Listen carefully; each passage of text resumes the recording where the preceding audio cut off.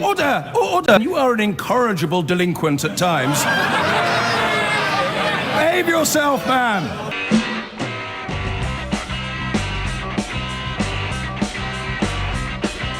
I've been going out with a girl, her name is Julie, but last night she said to me when we were watching telly. Anthony's in Colchester. Anthony, what made you pick up the phone? Just basically because I think it's time that everybody realised that we had a vote and that vote needs to be upheld, whether you voted to leave or voted to remain. Yes. That's it, is it? Oh no, I mean you spend a lot of time, most of your days trying to convince people to change their direction. No, Anthony, bless you, mate. I spend most of my days reminding you what people like this said 3 years ago. We'll find ourselves part of the European Economic Area and with a free trade deal. I want us to have a simple free trade agreement with the European Union. If Norway, Iceland and Switzerland can get deals that suit them, we can do something far, far better than that. Norway chooses its own deal. We will choose our own deal. We're in a much stronger negotiating position than Norway ever has been.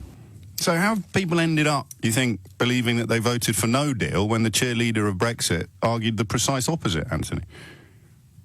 Because of the way that Parliament has sent this, by taking the options away constantly. Don't forget we had 3 years of Theresa May. So you liked the deal, did you? You liked Theresa May's deal? No, I didn't like Theresa May's deal at all. But that's what 17.4 million people voted for. No, 17.4 million people did not vote for that. So what did they vote for then? We voted for the £9 million leaflet that Cameron stuck for our letterboxes. Pardon? And Theresa May's deal did not represent what that leaflet had on it. So I'm a little bit confused. 17.4 million people voted for David Cameron. Well, no, we basically voted for what was on that leaflet. What was on the leaflet? We all know what was on the leaflet. It was to leave the... But you voted to leave, and that leaflet was encouraging you to remain. It was, yeah. So you voted to leave because of what the Remain campaign said. Don't confuse what I'm saying. It's not me that's confusing you, Anthony. The leaflet had on it, the options of what we would be leaving if we chose to leave. Yeah, and what were those options? We all know what they were, to leave the EU. Right. To stop paying into the... But the withdrawal agreement involved... The withdrawal agreement involved leaving the EU. It didn't. It held us into the EU unless we found certain solutions for the Irish backstop. Which we still have to find.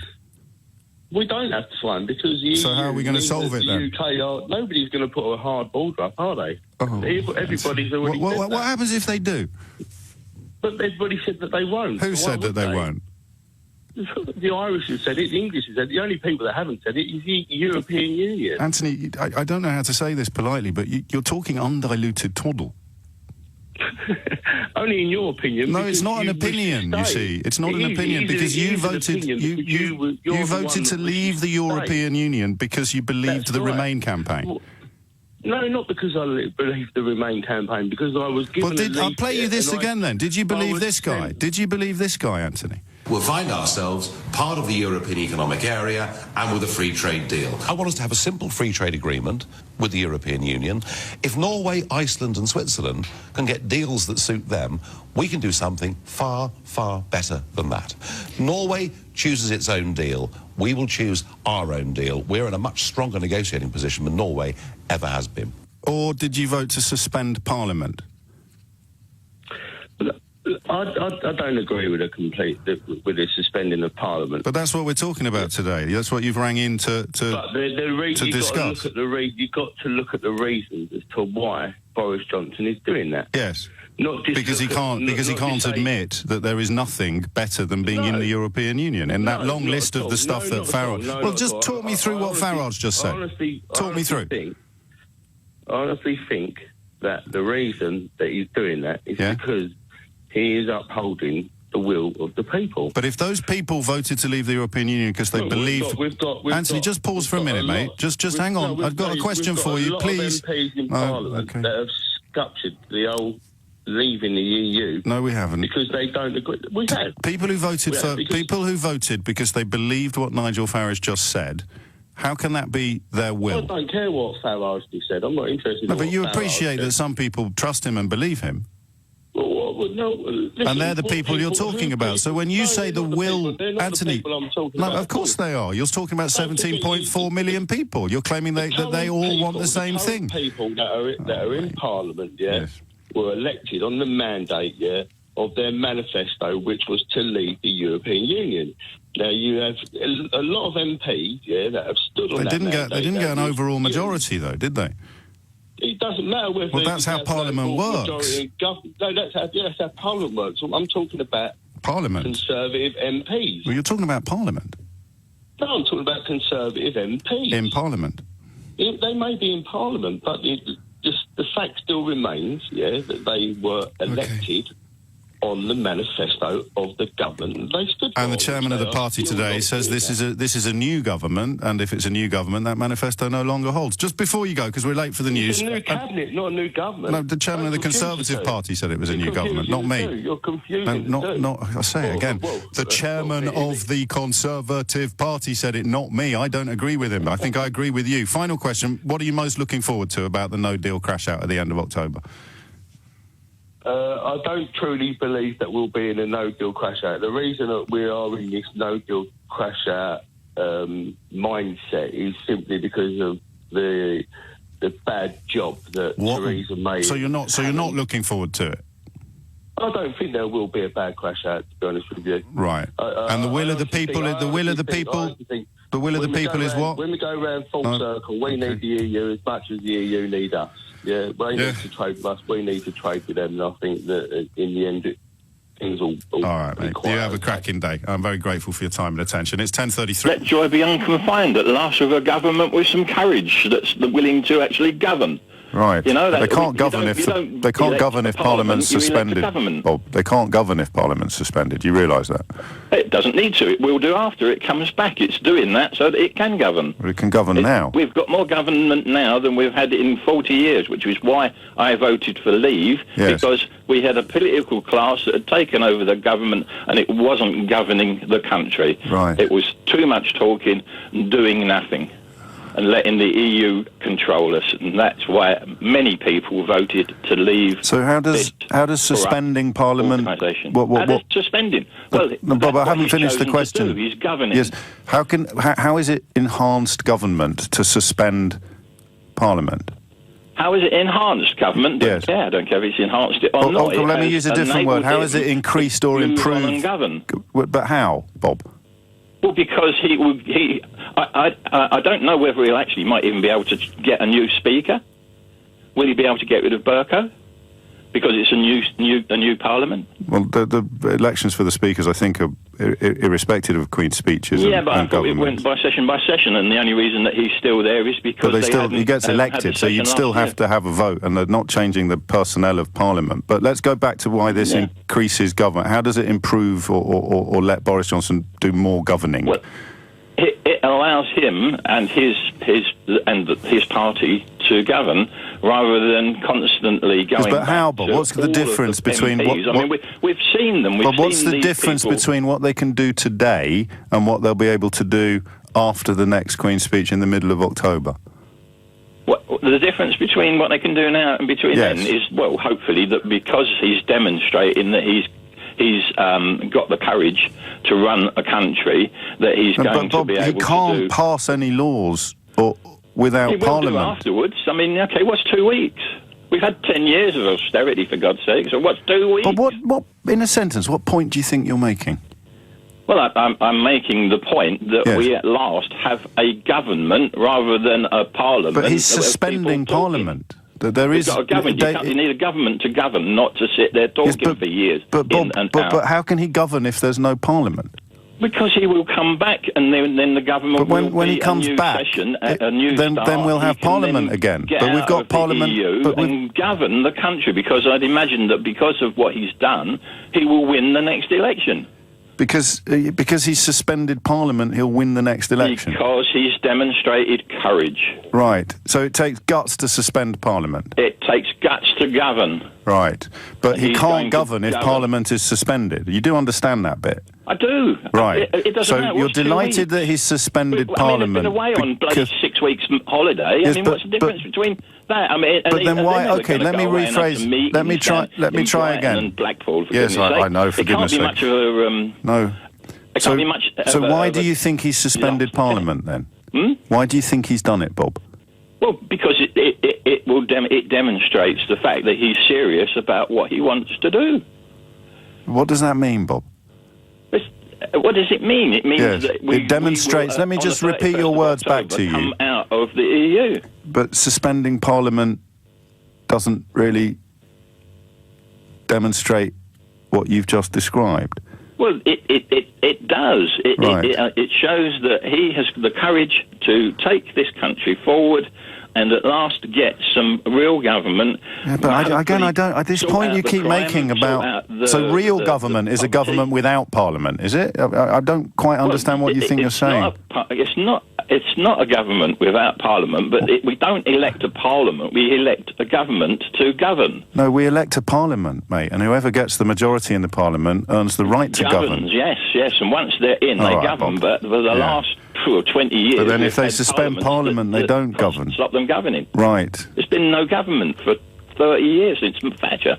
There's been no government for 30 years since No, Thatcher. there's just been weak, wishy-washy people who have done nothing, who've let Right. the EU make Okay. their laws, they've rubber stamped Okay, just them, before we've you go, done Bob, nothing. you know what I say now, don't you?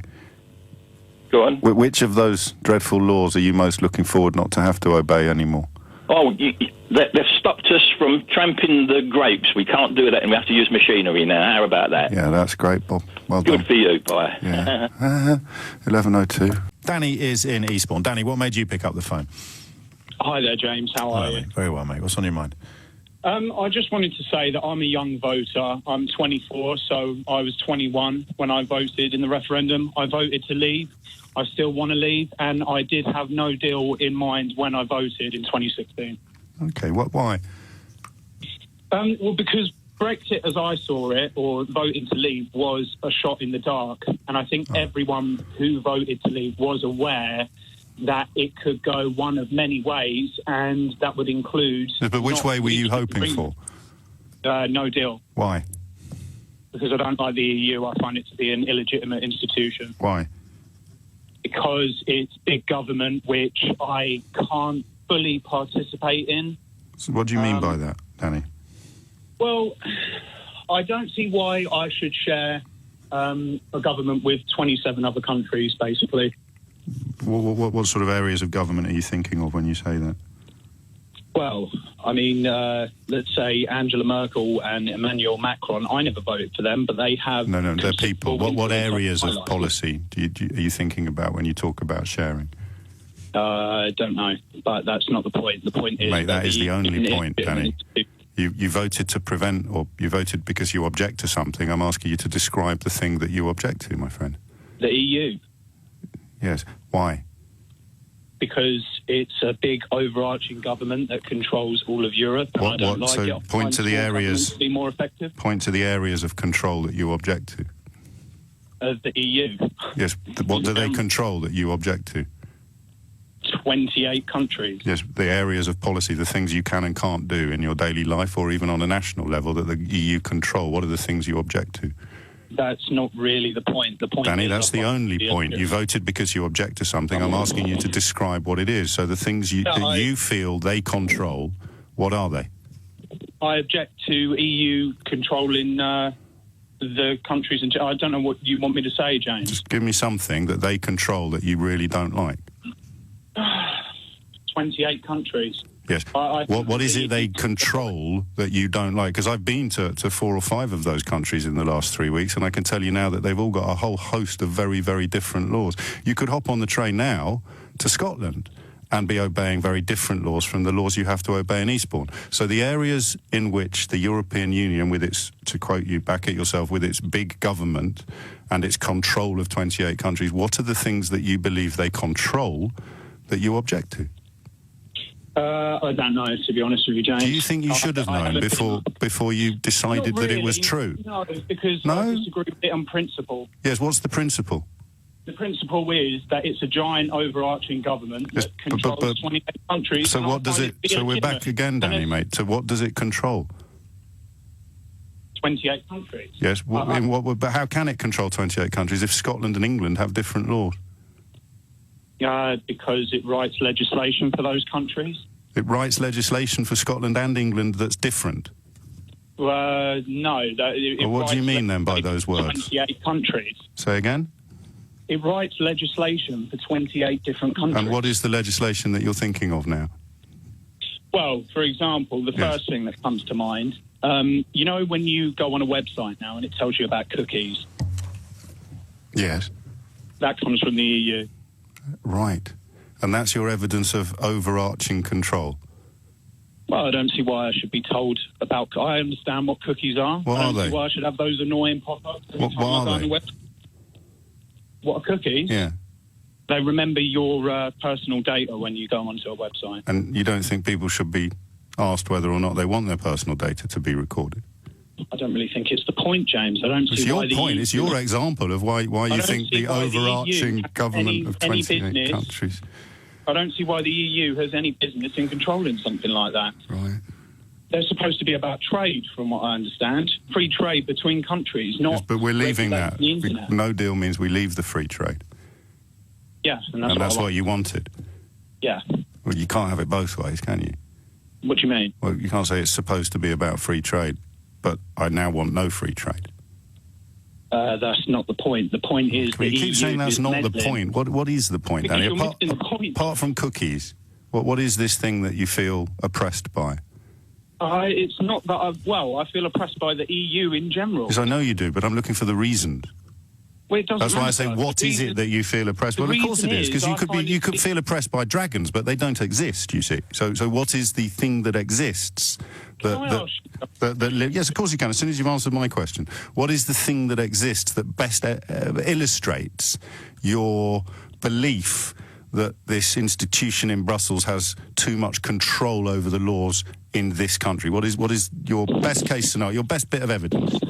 Okay, I've got an article in front of me from the Telegraph. Yes. Oh. Britain's EU contribution rises by 20% in year as UK's booming economy props up Brussels' budget. Yes. What year was that? That was the year up to March 2019, when we should have left. Right. Britain's booming economy. And that's control of our laws, is it? That's not the point. The point is why... Well, I don't know, Danny, what the point is, mate, because you keep saying that's not the point. They control our laws. I keep saying what laws, and you keep saying cookies. Well, I don't keep saying... Let me tell you. Yes, I'm listening. Why should Britain be required to prop up Brussels' economy after voting to leave? What do you mean by the Brussels economy? Well, that's what this Telegraph article says. Well, what does it mean? Does it mean the urban economy of the city of Brussels, or does it mean the contributions we make to the European Union in return for full access to the single market and various other institutions? Well, I don't want full access to the single market. But you said the whole point of the European Union was free trade. All right, mate, I wish you well. I really do wish you well, actually, Danny. I really do. And take care. Andrew's called from Chigwell. Hello, Andrew. Hello there, and congratulations for once for Boris Johnson. I'm amazed that the members of Parliament who are Remainers are saying, "Oh my God, we suddenly have to make a decision." They've had 3 years to sort this out. 3 years of continual obstruction. 3 years of finding ways around not putting Brexit through. Now they've been put into a corner, and now they're suddenly screaming that it's not democratic, and the people have to have a vote. And we're going through every little thing that they can find to say what's wrong with it, right down to the old project there of we won't have food, we won't have medicines. It's a cry of desperation. A reminder, Andrew, that the most recent warnings about no deal was from a government paper. Yes, and the government paper, which was for the worst No, it wasn't. scenario. It wasn't. That was a lie. Who are you to say it was a lie? Who said it was a lie? It was a lie because it's been Michael Gove, actually, if you want a name, because it's been proved that it was not a worst-case scenario. It wasn't a worst-case scenario paper, nor was it an old paper. It was done within this administration, and it was the likely outcome, not the worst-case outcome. Those are facts, Andrew. And if I remember, talk about facts, that it was our Chancellor who said that there'd be high unemployment and everything would fall to pieces when we originally said we wanted to go out. No one knows what is actually going to happen. These are all projections. We've had the Bank of England project that everything was falling to pieces. Mark Carney said that everything was going to plummet. We've had so many experts say that the economy was going to fall. It hasn't fallen because they were wrong. And the same way that these ideas of this yellow paper is going to be correct is, again, another guess. But if we carry on the way that we are and extend Article 50 and keep on delaying, we're going to have the same results anyway. Because businesses will go away from Britain. The uncertainty is killing the economy. So either way, we're going to be things are going to be badly affected. So at least if we keep on to democracy, keep on to the 17 million people that voted for this Brexit. It was a clean. Do we want to leave? They said nothing about whether it will be a controlled Brexit, an agreed Brexit. There was nothing said at that stage. Yes, there was. So no, I'm sorry, another fact, Andrew, for you. There was. It was, from what I remember, we were asked plainly, do we want to leave or do we not want to leave? You're talking about the piece of paper. I'm the campaign, and the campaign matters. But thank you, Andrew, the way the campaign was run. Thanks for your call, Andrew in Chigwell. Paul's gone. Let me read. Lawrence in Colchester. Hello, Lawrence. God bless Boris and God bless our Queen for what she's done. I think she's just about had enough of 3 years backwards and forwards, taking the mickey out of her people. Leave means leave, and we're leaving. And God bless Boris for it and Her Majesty. And he will win the next general election in November, hands down. He'll have the UKIP supporters that are not racist coming over, and he'll have the Brexit party now coming on his side. And you can also put the 4 million Corbyn leavers that he's turned their back on. It's been absolutely disgusting. And as for someone turning around and saying our grandparents fought on Normandy, my granddad fought at Dunkirk. He was in the 51st Regiment, and he got captured as a prisoner of war. And he came back to England, and he came back to get rid of the Nazis so that people like me and you could have a vote, which hasn't been upheld because of these PC left-wing liberals. Oh, we got to remain. And then you get the scaremongering going on. We will be fine. We will get the grey back into this country. All right, Lawrence. Thank you, Lawrence. King of Essex.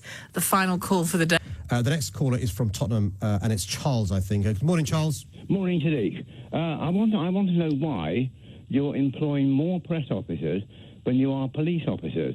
We need more police on our streets. You know darn well. But youngsters are getting killed even in broad daylight anywhere in London. Just to clarify, Charles, I don't think anyone's arguing that there are more PR officers than police officers. Yes, there are, James. Well, you think there's more PR officers than police officers? And they're being paid pretty well, thank you. Okay, so how many police officers do you think there are in London? There are a lot less than there should be. Yes, but you think there's fewer police officers than press officers? Yes. I'm going to work on the presumption that you've misspoken slightly, Charles, but the question, of course, hinges upon Priti Patel's allegation that you're spending too much money on PR, money that could, I think Charles is alluding to the suggestion that could be spent on police officers instead. Well, Charles, firstly, in this particular context, this Conservative politician is lying, and my concern when politicians lie is members of the public start believing those lies. And so it is a lie to suggest that we spend more money on PR than we do on the police. It's also a lie.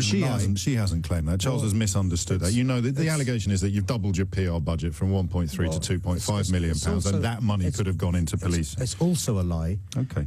Because what we've done is we've centralised the marketing budget in City Hall. So, for example, in City Hall previously, there are various pockets of marketing budgets that were fragmented, and we've brought it under one heading. So on strictly speaking, it looks like there's more money for marketing. We've just brought it into one place. But the reality is this, Charles, that the Conservative politicians that you are believing are responsible for £1 billion of money being cut from the Met Police budget, which means we've lost more than 3,500 police officers, more than 3,500 community support officers, and thousands of police staff. And it's the same politicians who are lying to you and saying that we will have 20,000 officers on the streets in the very near future. So all I'd suggest, Charles, with respect, and I say this in a courteous way, is please check who is providing the message, and please check the message is truthful. And I'm afraid in this example, James, it's another example of a Tory politician lying in a self-serving way. That's quite a strong... Well, actually, Charles, you presumably would like to come back at the Mayor, would you? Yes, I do. Good. I don't agree with that. I do believe Priti Patel. I do believe the Conservative Party. I am a Conservative, very proud to be. It's always a left wing, but lie. Okay? Well, so you don't think that austerity happened? No, I do think austerity had to happen. And it involved cuts to the police service. The country was spending so what is it that the Mayor has said that you think is untrue? I think what the mayor said. I think it's untrue. Is what he's done is not that it's untrue. It's you just said you don't believe it. So what did he say that you don't believe? I don't believe anything he said. I'm sorry. I think he's a failure. So which bit? Everything. Yeah, so the numbers. The numbers. The cuts to the police service didn't happen. And the amount of money. Okay. Well, it's very kind of you to get in touch, Charles. I don't know if there's anything Sadiq Khan can do to. I think there is. I think it's really important, James. What I don't do is shut down this dialogue, because I think one of the dangers we have in our country at the moment is we speak to the converted, and we want to speak to others. And Charles, all I say is just please do your own research. Just look at the amount of money the Met Police Service receives from central government now versus 2010. You know, in 2010, Charles, it is a fact. For every 1,000 Londoners, there were 4 police officers. Now, for every 1,000 Londoners, there are 3 police officers. That's a fact. Now, we can have a debate about whether those cuts were justified, but you can't escape the fact cuts were made, and cuts have consequences. And now, at last, even Priti Patel, and I say even because Theresa May, who did the job before, didn't believe this. Amber Rudd, who had the job before, didn't believe this. But Sajid Javid and Priti Patel do believe this. Cuts have consequences. There is a link between cuts and crime going up. And that's why, by the way, your leader, Boris Johnson, our Prime Minister, is now saying we've got to have 20,000 police officers more on the streets of our country. My point is, what have you been doing for the last 3 years when I've been saying this for the last 3 years? But secondly, we need them as soon as possible so we can return to 4 officers for every 1,000 Londoners, if not more. Did you believe any of that, Charles? No, James. I didn't. Well, then I suppose... I'll keep on trying, though, Charles. I will keep on trying to explain to people like you in a non-patronising way the facts, because I think one of the problems with our country now is your result, your point of view. Because the fact that you're a Conservative shouldn't mean you don't listen to me because I'm a Labour mayor. I genuinely think we've got to talk to each other and, you know, with respect, you know, the more you listen to me and I listen to you, we'll hopefully have less of this division and discord. And I genuinely think, you know, the fact you're a Conservative shouldn't mean you don't look at the facts. And please, please, please look at the facts. Look at even what Priti Patel is saying, what Sajid Javid is saying, and what Boris Johnson said on the doors of number 10 Downing Street. John's in Halifax. John, what would you like to say? Yeah, James, a couple of things about the democratic element of this. There was a referendum, not that one, the one in 2011, when 13 million people voted to retain first past the post system, and 6 million voted against it. Prior to the 2016 referendum, MPs debated on what the question should be in the referendum. They decided remain or leave. They then issued a direct request to the voters to decide. They promised to implement the decision. Since the referendum, there's been 2 national elections where the voters have again, the majority of voters have again voted for Brexit. The last bit's arguable. Yeah, arguable. I think didn't both parties campaign on a deal rather than a no deal? No, but in 2017, 82% voted for parties which committed to implementing, respecting the referendum. With a deal. There was... but let's leave that. No.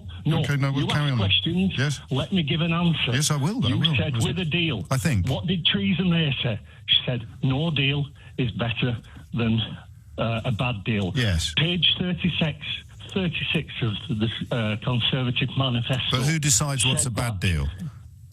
Page 36. Yes, who decides what's a bad deal? Well, keeping yourself tied to an inescapable treaty. Yeah, but who decides what's a bad deal? Where the UK can not. I'm sorry to bang on, but who decides what a bad deal is? The Parliament decided that it was a bad deal. Right. So who decided? Parliament. The voters. Parliament. So now we move on to today's question, which is, how do you feel about the suspension of Parliament? I feel that there's been so many distortions, deceits, and... Well, don't talk about them. Just tell me how you feel. Are you in favour of it? You like it? I feel it's necessary. Why? Because it was a preemptive strike, essentially. To achieve what? To stop the remaining MPs have tried for 3 years to stop. But Boris Johnson has categorically said that's not why it's been done. The remaining, yes, I accept. So is he lying? I accept it's disingenuous. Well, is he lying? So you believe he's done it in order to accelerate Brexit and to frustrate people trying to stop Brexit. That's what you believe. He says he categorically hasn't. So they can't both be sustainable, those two positions. Either you're wrong or he's lying. Which one is it? Are you wrong or is he lying? Hang on. I'm hanging. This is what you do. I know. You ask a question. I know I do. It's awful, isn't it? No, go on, answer it now. You answer my question first. Pardon? No, is he lying or are you wrong? No, you invite people to come on your show to answer my questions. I asked you a question. You cannot give an answer. Sorry, what was your? Okay, here we go. What was your question? That we have a majority. The referendum has decided that we have a majority. What's the question? What's the question? The question is, why are remaining MPs refusing to implement the decision of I can answer that.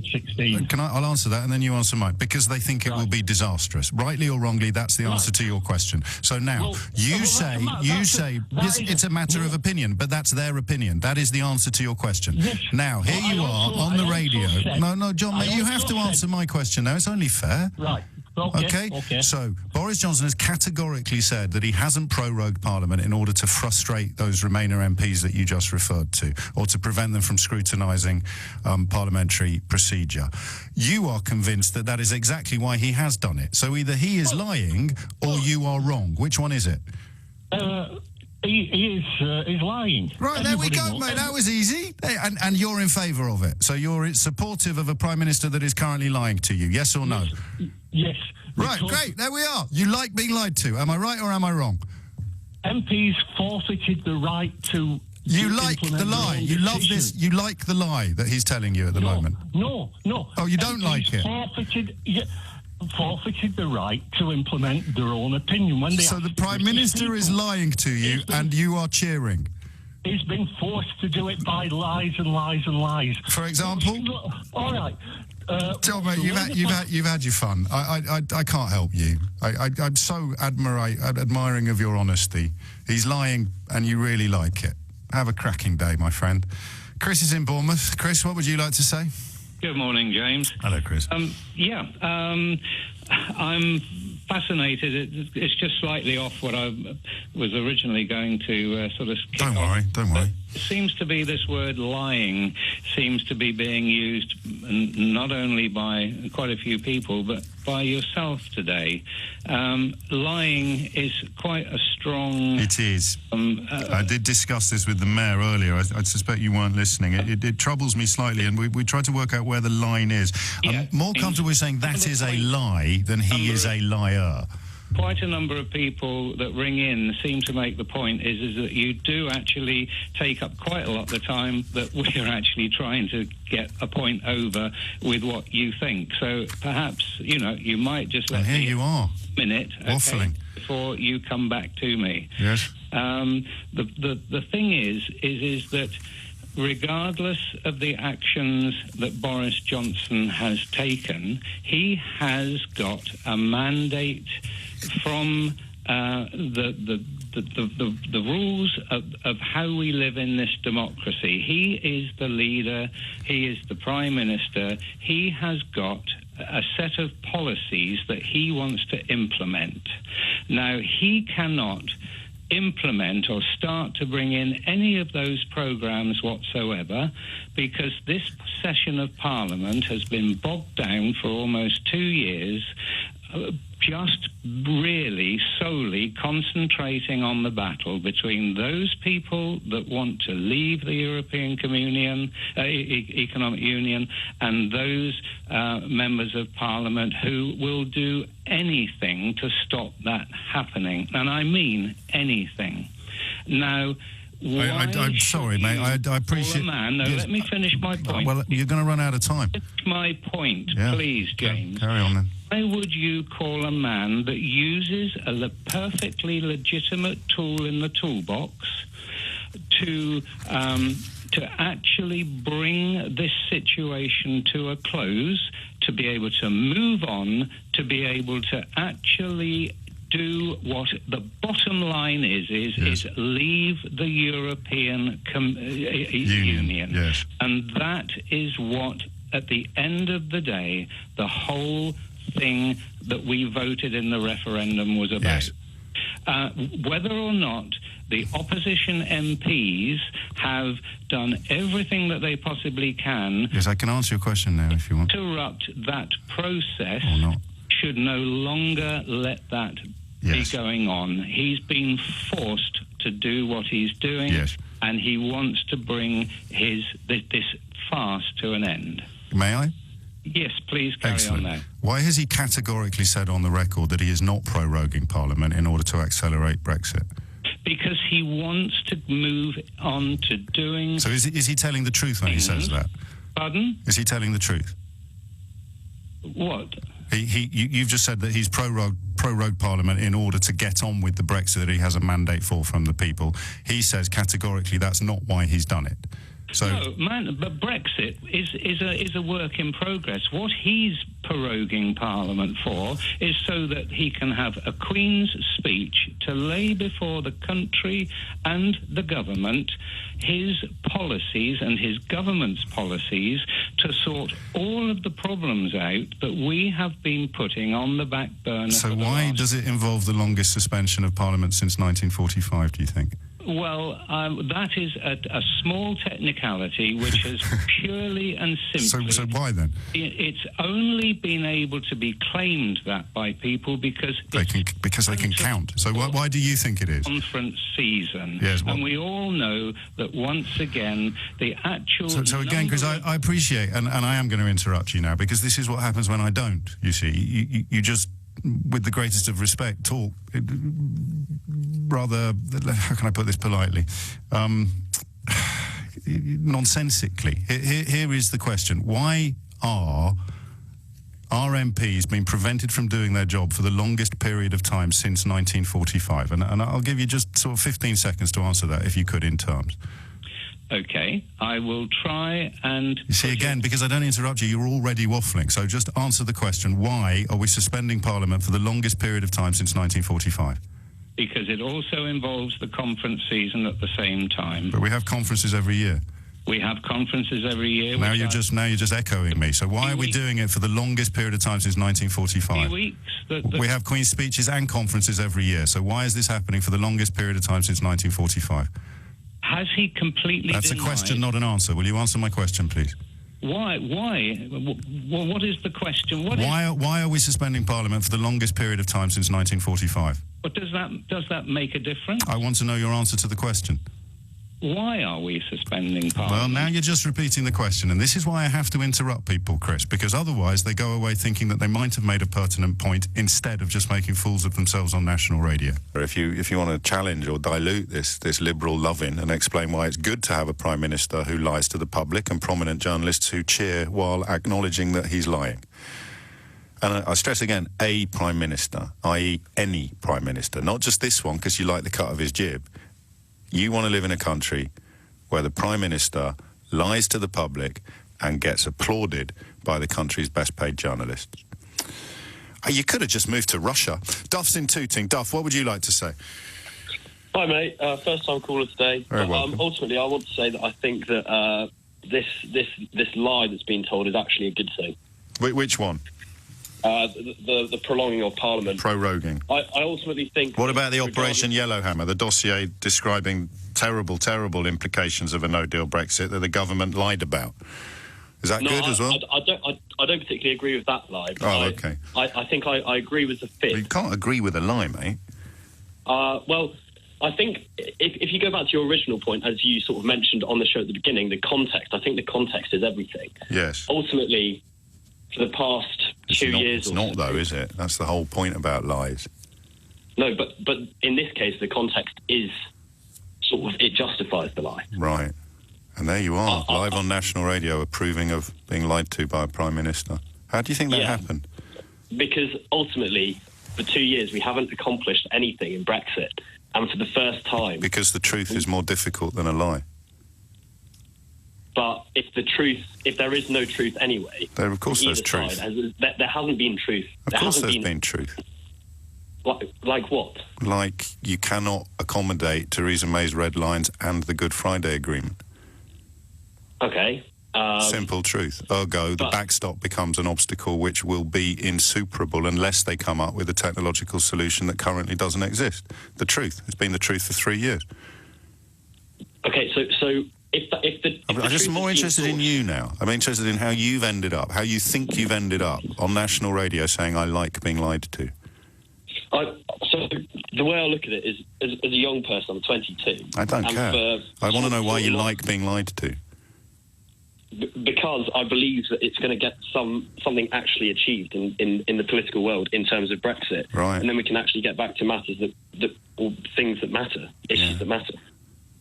Is that a fair point or not? Not even close, because you don't get to control where the lies begin and end. You just get to decide whether or not you're going to usher them in with warm applause, and you've already decided. Haven't we been lied? And there you are, ushering it in with warm applause.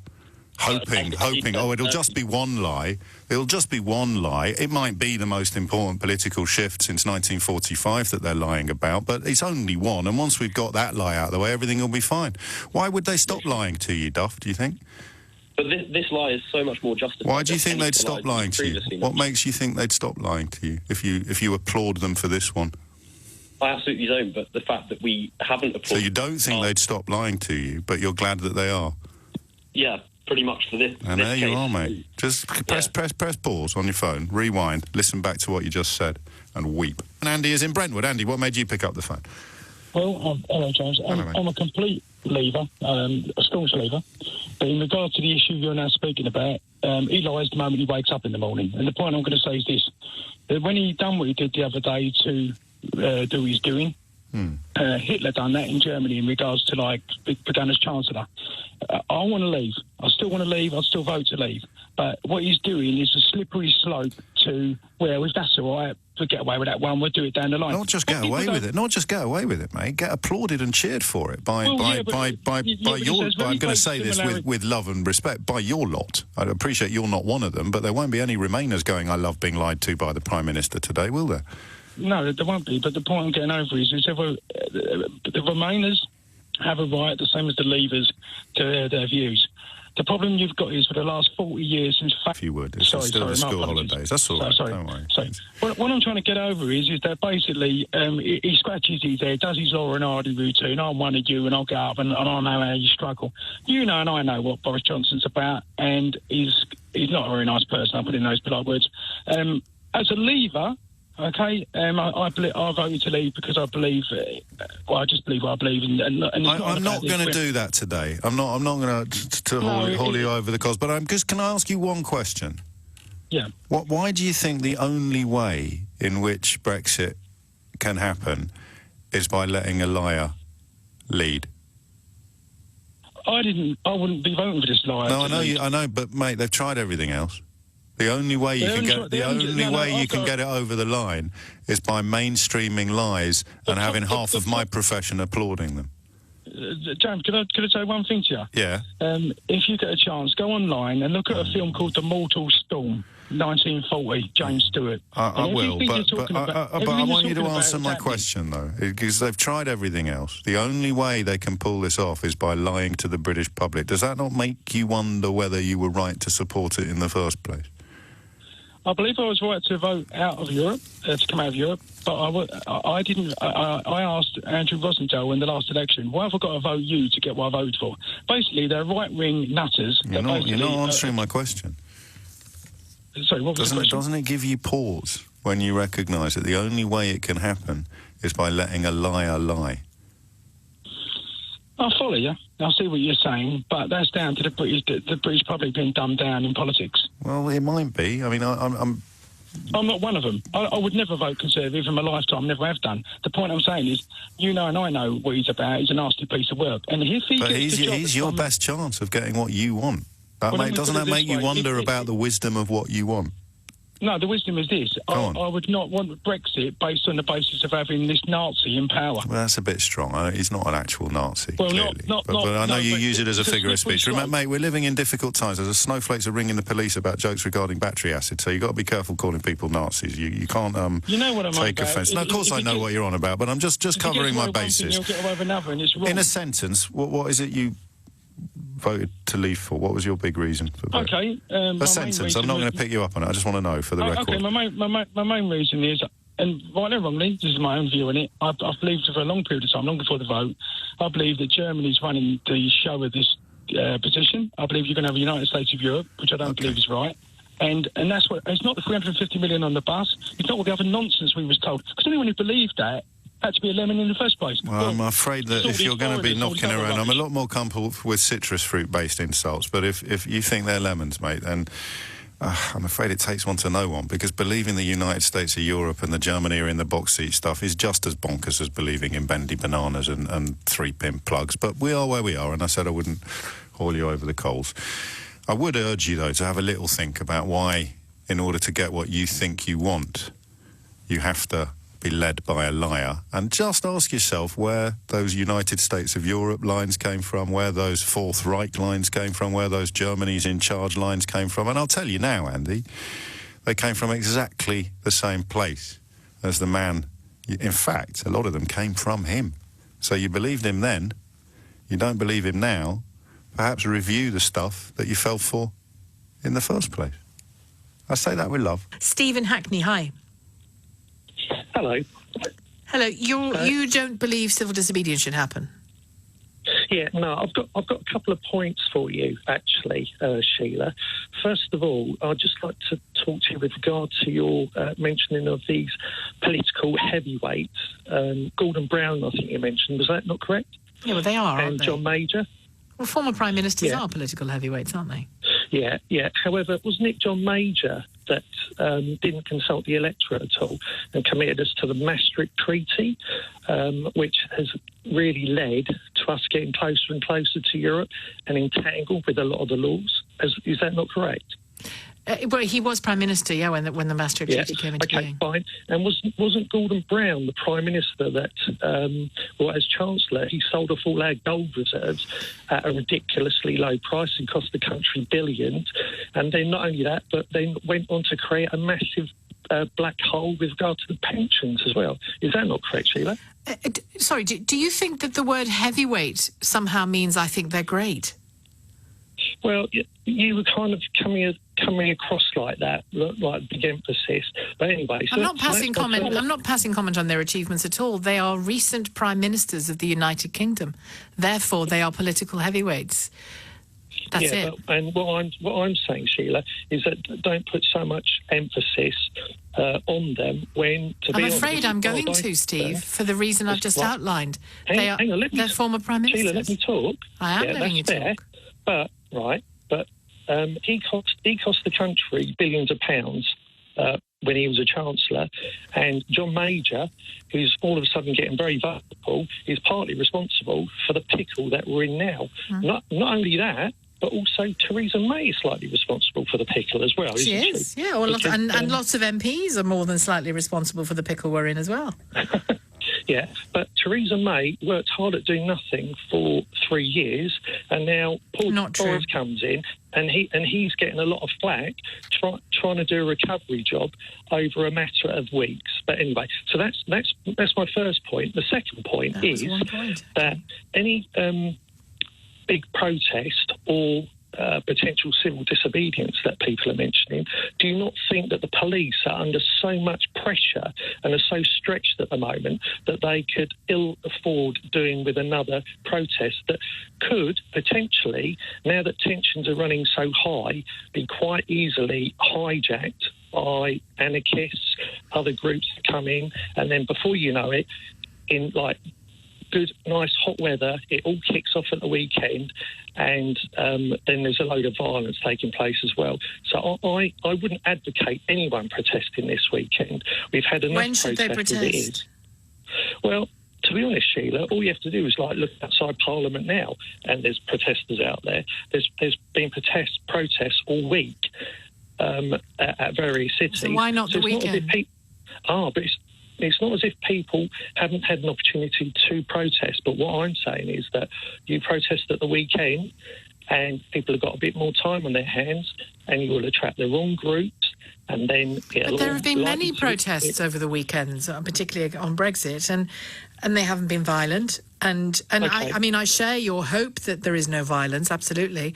And you've probably heard me say I don't think civil disobedience is appropriate for this, but I disagree with you about... I mean, you're right, police are stretched, you're right. And you're right that anarchists and others try to hijack these groups. The far right tries to hijack these protests and turn them into a battle.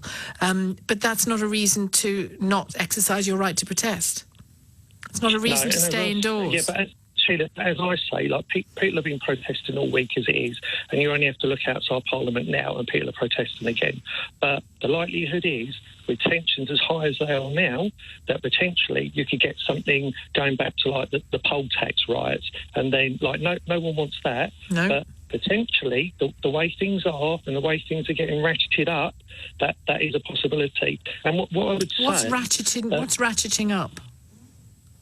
Well, tension is... Do you think me talking about it is ratcheting it up? Well, everyone's entitled to an opinion. You're entitled to that opinion as well. However, there is a sense in the country that things are bubbling. So all I'm saying is that I don't think it'd be wise to hold some massive protest at the weekend. But it's always going to be emotive, this, isn't it? The closer we get to the 31st, the fact, you haven't mentioned once what Boris Johnson has done. He's suspended Parliament. There's a reason people are going out onto the streets to protest. And I just wonder, when is the right time for people to get off their sofas and go and do it, if not now? Sheila, we should have left on the 31st of March, but we haven't. So it's about time that we did leave. Just and just as one other final point, with regard to the police being stretched, again, that's another throwback to Theresa May, with regard to what she did a few years ago, and cutting the numbers and Exactly, cutting the numbers. And it's going to take more than a week or so to increase police numbers as well. You're probably talking about 3 years, I would say. So, all in all, everything's a bit of a mess. I think Boris is just doing his best to get us over the last hurdle. So I think people should give him a bit of a chance, really. He's got weeks and he's getting a load of flack, and yet Theresa May got 3 years, didn't she? And not a lot of flack at the end of it. I think she got a fair amount of flack. I think you're forgetting quite a lot of what Theresa May did and went through, Steve. Stephen Hackney, thank you for your call. Michael Cook's in Bournemouth. Michael, good afternoon. Well, good afternoon. I'd just like to say I agree wholeheartedly with one of your very early callers. In response, I think it was to Caroline Lucas, who said we know more now than we knew then. Yeah. I don't. I don't think anybody does. All we've heard is pure speculation mostly. But as a Leave voter, we do know what we voted against. And that is the fact that in this country, since we've been in the EU, we've lost our fishing, mining, motoring, aircraft and shipbuilding industries. And we are going, if we stay in, to keep paying nearly 40 billion a year into their coffers to promote a European army of which we will become a part. Why are all those losses down to the EU? Well, they haven't helped us, have they? Well, that's not quite the same thing as what you said a moment ago. Them all. Sorry? That's not quite the same thing as what you said a moment ago. That's what? They haven't helped us. No, but you were saying that they were cause of them all going. That's why I was interested to know how we knew that. Well, they certainly are, I believe, most of them. Because most of the industries that I've quoted are now happening in Europe. In Germany, France, other countries, everything's been centralised into Europe. Well, we're in Europe too. From Britain. We're in Europe too, at least we are at the moment. But they've taken everything from us. The EU is the Fourth Reich. Okay. If anybody looks at the history. Fine. The first president was a member of Hitler's cabinet. I'm keen not to go down that road, but there was one other thing I wanted to ask you, because you made an interesting point at the start in response to what Caroline Lucas said about knowing more now than we did then. Yes. Surely one thing we do know now, and I don't think this is a contentious point, is that we know it's a good deal more complicated to leave than we thought it was, or we were told it was going to be. We were never given a choice on joining. If we had, maybe it would have been complicated to join. What you're referring to the fact that there was no referendum before we joined in 1973? No, we were just sneaked in, weren't we, by two prime ministers. Well, Ted Heath took us in. The British people never had a say on. Ted Heath took us in, and then there was another referendum, or there was a first referendum. 2 years later, to say we wanted to stay. Yeah, but nobody knew what it was all about, did we? Okay, but we do now. Sort of. Okay. And regarding the Irish backstop, by the way, it's a lie. Switzerland has 4 borders with EU countries, and Norway has a border with a non-EU country, and they work perfectly well. Okay. So the Irish backstop is a lie. Michael, I appreciate your call. Thank you. Nick Vinehill in Kings Lynn. Hi, Nick. Good grief. Hello, Julian. Well, when I listened to that last call of comparing the EU to Hitler and everything else, all the more reason for me why we should have a second referendum or a confirmatory referendum on the issues.